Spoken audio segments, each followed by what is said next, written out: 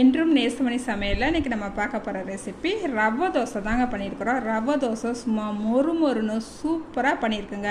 அப்படியே ஹோட்டலில் சாப்பிட்டது மாதிரியே இருக்குங்க. இந்த தோசை செஞ்சு சாப்பிட்டிங்கன்னா, இந்த மாதிரி செஞ்சு கொடுத்தீங்கன்னா அவங்க வீட்டில் இருக்கிற பெரியவங்க சின்னவங்க வரைக்கும் எல்லோருமே ரொம்ப ரொம்ப விரும்பி சாப்பிடுவாங்கங்க. அதை பார்க்குறதுக்கு முன்னாடி இன்றைக்கி பிறந்தநாள் மட்டும் திருமண நாள் கொண்டாடுற எல்லோருக்குமே வாழ்த்துக்கள். இப்போ வாங்க நம்ம தோசை எப்படி ஊற்றலான்னு பார்த்துடலாம்.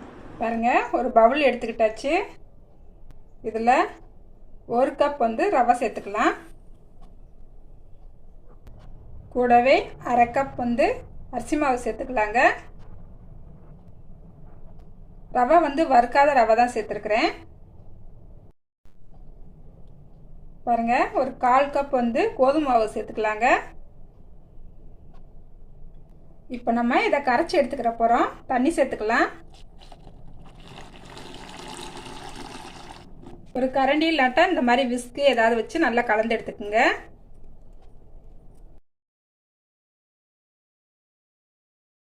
பாருங்க, இப்போ நம்ம தண்ணி சேர்த்த அளவு 500 ml இருக்குங்க. இப்போ தண்ணி சேர்த்து நல்லா கலந்து எடுத்துக்கிட்டாச்சு. பாருங்க, இப்போ நம்ம இதை மூடி வச்சிடலாம். 20 நிமிஷத்துக்கு அப்புறம் பார்க்கலாங்க. பாருங்க, நம்ம மூடி வச்சு ஒரு 20 நிமிஷம் ஆயிடுச்சு. பார்த்துடலாம். ரவையெல்லாம் ஊறி 1 மடங்கு அதிகமாகவே வந்திருக்கு. பாருங்க, உங்களுக்கு இதை விட இன்னும் தண்ணியாக வேணும். கொஞ்சம் பொருளெல்லாம் சேர்த்துட்டு நம்ம தண்ணியும் சேர்த்துக்கலாம். பாருங்கள், ஒரு 1/4 ஸ்பூன் மிளகு சேர்த்துக்கலாம். பாருங்கள், 1/2 ஸ்பூன் சின்ன சீரகம் சேர்த்துக்கலாம். பாருங்கள், 2 பல்லாரி வெங்காயம் கொஞ்சம் பொடிசாக கட் பண்ணி வச்சுருக்கிறேன். இப்போ இதை நம்ம சேர்க்க வேண்டாம், தோசை ஊற்றும் போது சேர்த்துக்கலாம். ஒரு பச்சை மிளகாவும் கட் பண்ணி வச்சுருக்கிறேன். இப்போ இதை மட்டும் சேர்த்துக்கலாங்க. கருவேப்பிலை கொஞ்சம் பொடிசாக வெட்டி வச்சுருக்கிறேன், இதையும் சேர்த்துக்கலாம். கொஞ்சமாக மல்லிச்செடி பொடிசாக கட் பண்ணி வச்சுருக்கிறேன், இதையும் சேர்த்துக்கலாம்.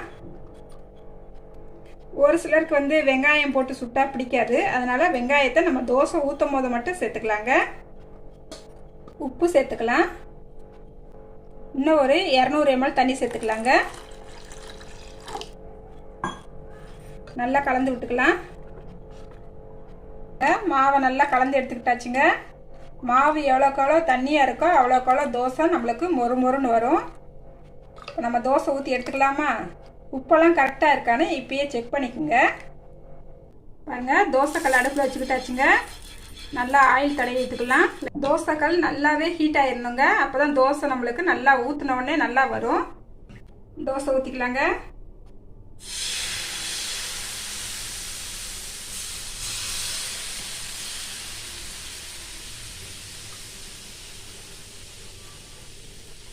பாருங்க, எப்படி ஓட்ட ஓட்டையாக வருதா? இந்த மாதிரி தாங்க தோசை வரணும். அப்போ தான் நம்மளுக்கு மொறு மொறுன்னு வரும். லைட்டாக எண்ணெய் விட்டுக்கலாம். பாருங்கள், தோசை வெந்துருச்சுங்க. இப்போ எடுத்துக்கலாம். பாருங்கள், நம்மளுக்கு அப்படியே பேப்பர் போல் அப்படியே எடுக்க ஈஸியாக வருங்க. லைட்டாக 1 நிமிஷம் மட்டும் திருப்பி போட்டுக்கலாம். 1 நிமிஷம் நல்லா திருப்பி போட்டுக்கிட்டாச்சு. இப்போ எடுத்துடலாங்க. இங்கே பாருங்கள், அப்படியே பார்க்குறதுக்கு மொறு மொறுன்னு செம்ம டேஸ்ட்டாக இருக்குங்க. பாருங்கள், அடுத்த தோசையை ஊற்றிக்கலாங்க. லைட்டாக மலைச்சாரல் போல வெங்காயத்தை தூவி ஊற்றிக்கலாங்க. நான் இன்றைக்கி அதிகமாக போடுறேன் வெங்காயம். எனக்கு ரொம்ப இந்த மாதிரி தோசையில் போட்டு சாப்பிட்டா ரொம்ப பிடிக்கும். கொஞ்சமாக முந்திரி பருப்பை கட் பண்ணி வச்சுருக்கேங்க, இதையுமே சேர்த்துக்கலாம்.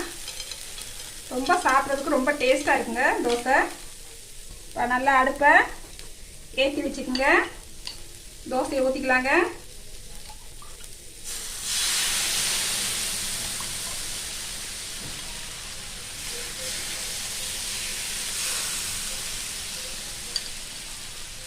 கொஞ்சமாக ஆயில் விட்டுக்கலாங்க.